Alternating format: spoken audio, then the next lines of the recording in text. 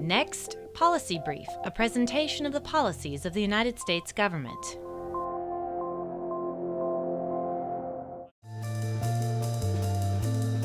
On December 16, 1983, then U.S. President Ronald Reagan inaugurated the National Endowment for Democracy, or NED.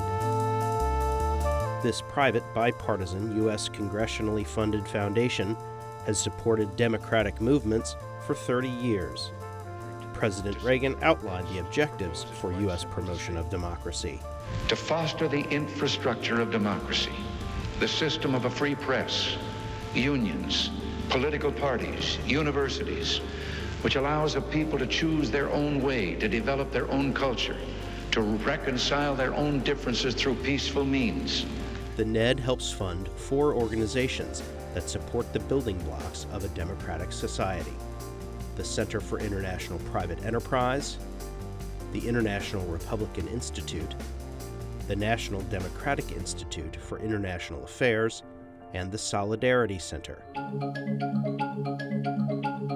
Through its private bipartisan board, the NED also makes more than 1,000 grants each year to non-governmental groups that work for democratic goals around the world. The NED also publishes the Journal of Democracy, runs a fellowship program, organizes a global network of democracy activists, and runs a center to support international media.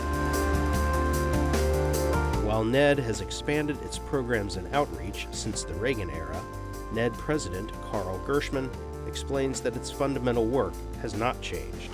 The mission remains the same, to support democracy. What's broadened is the movements.